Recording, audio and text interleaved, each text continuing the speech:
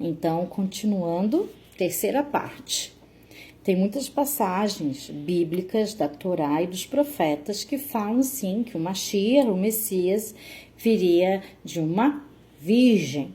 Claro que muitos ali, para negar Yeshua Jesus, falam que não, viria de uma moça. Mas viria, sim, de uma virgem. E Yosef, José, não se deitou com Miriam, no noivado, nenhuma vez.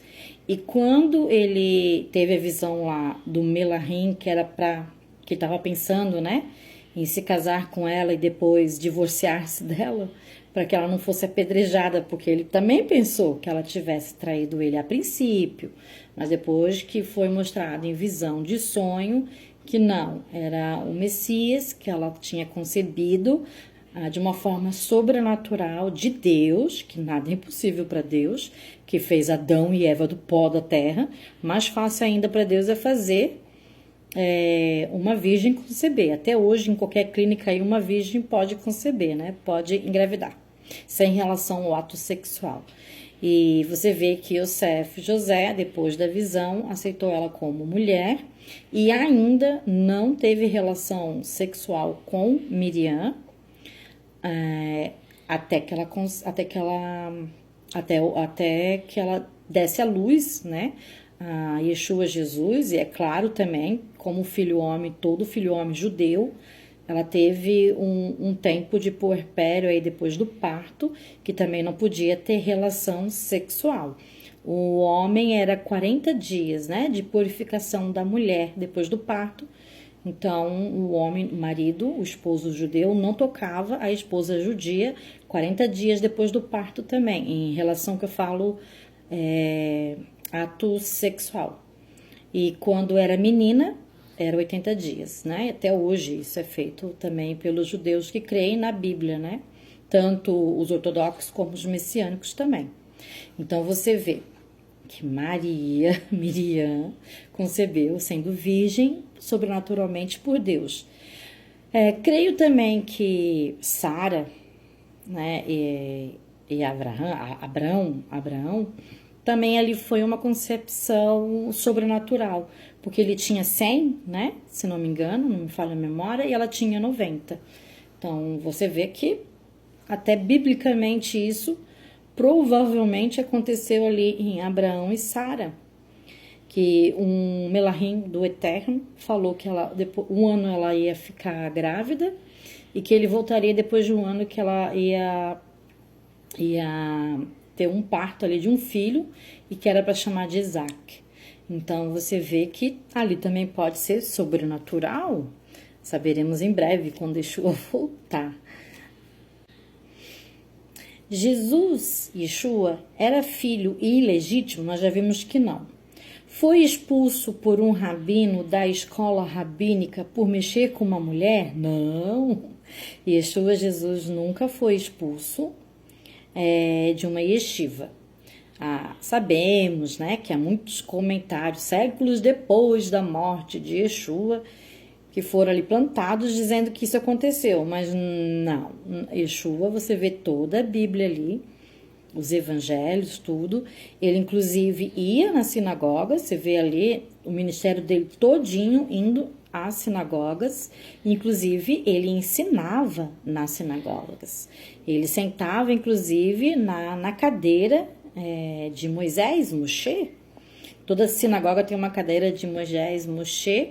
Provavelmente também ele sentava na primeira fila, porque ele viu aquela senhora dando um denário, né? Sendo bem pobrezinha, viúva. Então, se ele viu, porque estava lá na frente, na primeira fila, provavelmente. Além de ensinar e ser um grande rabino. Então, você vê, quando mataram Yeshua, Jesus, nenhuma acusação foi que ele fundou uma igreja nova. Nenhuma acusação foi que ele tinha feito o catolicismo romano, porque nem existia na época. Nenhuma acusação foi de que ele foi filho ilegítimo, ou foi porque ele estava sendo expulso de sinagogas. Nenhuma acusação foi dessa parte. Sabemos que ele teve, sim, acusações de forma caluniosa, mentirosa, mas nenhuma dessas calunas ou difamação que colocaram sobre Yeshua Jesus foi sobre essas que nós falamos até agora, tá? Isso é uma invenção, séculos depois, de pessoas que fazem Lashon Hará, ou que foi ensinado para elas, e elas não vão ver se é verdade ou não, elas simplesmente repetem como um papagaio, né? Repete o que é ensinado, mas não vai ver, né? Não vai conferir se é verdade. Lembra que eu iniciei na primeira parte falando que nós devemos julgar sim, mas de forma correta, porque o juízo errado é temerário. Deus estipulou juízo já na época da Torá, com 23 juízes. E por quê? Porque uma só pessoa às vezes julga errado, mas 23 dificilmente.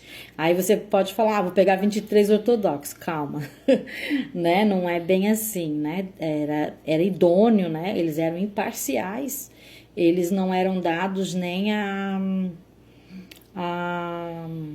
suborno. Então eram realmente pessoas sérias, eram judeus realmente que serviam a Deus com uma imparcialidade, não tinham partido, né? Eles tinham que ser umas pessoas realmente que seguiam a Torá, a Deus, assim como Yeshua, Jesus, seguia, né? Os seus discípulos judeus também. Tu vê o apóstolo Paulo falando, sou judeu, circuncidado ao 8º dia, fariseu, de família farisaica. Ele não falou que ele era, ele falou que sou, né? Obediente à Torá, temente à Torá, zeloso pela Torá. Ele era um rabino também, o apóstolo Shaul, o apóstolo Paulo, e ensinava as leis de Deus, tá? Duda, Jesus e Yeshua é contra a lei? Não, nós já temos um estudo que a lei e a graça, elas andam juntas. Yeshua, Jesus, nunca, jamais foi contra a lei. Ele próprio, Yeshua, o próprio Yeshua é a palavra de Deus. O próprio Yeshua é a lei de Deus, é as instruções de Deus. Até as tábuas, né, das 10 palavras, que é conhecido como os 10 mandamentos, a primeira vez foi quebrada e a segunda vez não. Então, a primeira vez falava que na primeira vinda, Yeshua, Jesus, ele é a lei, ele é as 10 palavras, e até toda a palavra de Deus é ele. E você vê que ele foi quebrado a primeira vinda e ele virá uma segunda vez como a segunda tábuas e não será mais quebrado. Ele veio como cordeiro primeiro, porém ele virá agora como Rei dos Reis e Senhor dos Senhores. Na época de Yeshua, Jesus, todos não, né? A gente nunca pode falar todos em lugar nenhum, porque todo lugar há divergências. Nem o marido e a esposa pensam 100% iguais. Então, havia muitos, na época de Yeshua, Jesus corrigindo, não todos, havia muitos judeus tementes, zelosos pela Torá, obedientes a Deus, que criam que viria 3 Mashiach. É o que eles chegaram próximos, né? O Mashiach ben Yosef, o Mashiach ben Aaron e o Mashiach ben David. O Mashiach ben Yosef era o Mashiach sofredor. Depois podemos fazer um estudo bem legal do Mashiach ben Yosef, de próprio Yosef, José, lá do Egito, né? Como alguns conhecem pelos filmes, que seria o Messias sofredor, o Messias filho. Mashiach ben Yosef, Mashiach é Messias, ben quer dizer filho, Yosef, José é traduzido, mas é Yosef, tá? Então é o filho de José, filho de Yosef, que seria um Messias que viria como sofredor, viria para sofrer.